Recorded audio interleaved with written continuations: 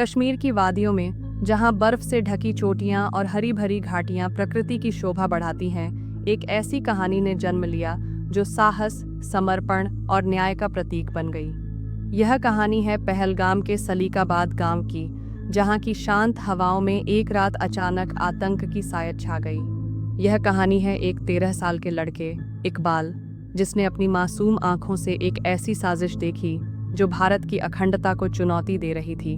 और यह कहानी है भारतीय सेना की, जिसने इकबाल के साहस को अपनी ताकत बनाकर ऑपरेशन सिंदूर को अंजाम दिया, जो उन बेटियों के सम्मान का बदला था जिनका सिंदूर उस रात छीन लिया गया था। पहलगाम की वादियां हमेशा की तरह अपनी सुंदरता बिखेर रही थीं। बर्फ की चादर ओढ़े पहाड़, हरियाली से लदी घाटियां और आकाश में तैरते बादल, सब कुछ शांत और मनोरम था। मगर उस सुबह की हवा में कुछ अलग था, एक सिहरन जो गांव वालों को बेचैन कर रही थी। सलीकाबाद का 13 साल का इकबाल रोज की तरह अपनी बकरियों को चराने के लिए जंगल की ओर निकला।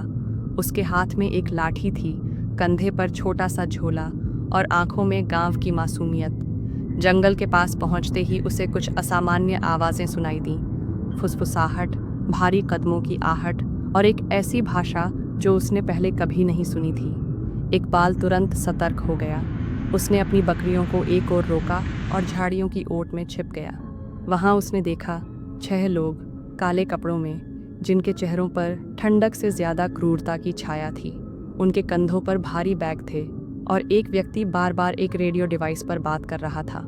इकबाल ने सुना, वे लोग बार बार एक नाम ले रहे थे, सैफुद्दीन। एक व्यक्ति जो सबसे आगे खड़ा था नक्शा फैलाकर कुछ समझा रहा था। उसने एक कोड वर्ड कहा, 739, रात का इंतजार करो। इकबाल ने हर चेहरा, हर हाव भाव और उनके कपड़ों का रंग तक अपनी स्मृति में कैद कर लिया। वह समझ गया कि यह कोई साधारण बात नहीं। उसी रात सलीकाबाद पर कहर टूट पड़ा। वे अजनबी गांव में घुस आए। घरों में मातम, गलियों में सन्नाटा और मंदिर की घंटियां भी सहमक कर चुप हो गईं। कई परिवारों के चूल्हे ठंडे हो गए और बेटियों का सिंदूर उस रात छीन लिया गया। इकबाल छिपा रहा, लेकिन उसने सब देखा, वह चीखें, वह चेहरे और वह खामोशी जो हर आंसू को निगल रही थी। सुबह होते ही सेना की टुकड़ी गांव पहुंची। गांव वालों ने इकबाल की ओर इशारा किया। उसे सेना के कैंप में ले जाया गया, जहां मेजर रणविजय चौहान, एक अनुभवी और तेज तर्रार अधिकारी, ने उससे मुलाकात की। रात के 12 बजे मेजर रणविजय और उनकी टीम काला पत्थर की गुफा की ओर बढ़ी। बर्फीली हवाओं में सैनिकों के कदमों की कोई आहट नहीं थी। वे 3 दिशाओं से गुफा की ओर बढ़े। सैटेलाइट इमेजिंग से पुष्टि हुई कि गुफा में हलचल है। कैप्टन स्मृति ने थर्मल डिवाइस से देखा। गुफा में 7 लोग थे। एक व्यक्ति, जिसे इकबाल ने सैफुद्दीन कहा था, रेडियो पर बात कर रहा था। मेजर रणविजय ने संकेत दिया और गुफा की बिजली सप्लाई काट दी गई। अंधेरे में सैनिकों ने गुफा में प्रवेश किया। सब कुछ चुपचाप हुआ। स्नाइपर नवीन ने एक संदिग्ध को बेहोश किया और हवलदार गुरदास ने रेडियो यंत्र पर कब्जा कर लिया। मेजर रणविजय ने सैफुद्दीन को पकड़ा, जो इस साजिश का मास्टरमाइंड था।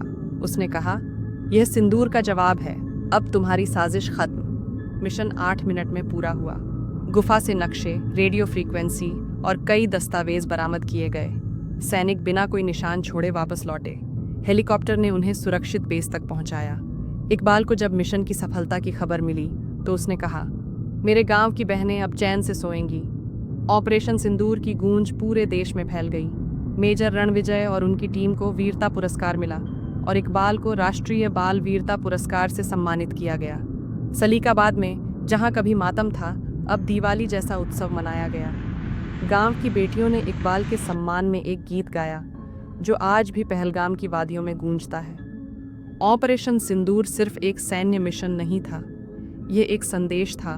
जब भारत की बेटियों का सम्मान दांव पर हो, तो देश का हर सिपाही और हर बच्चा उसका पहरेदार बन जाता है।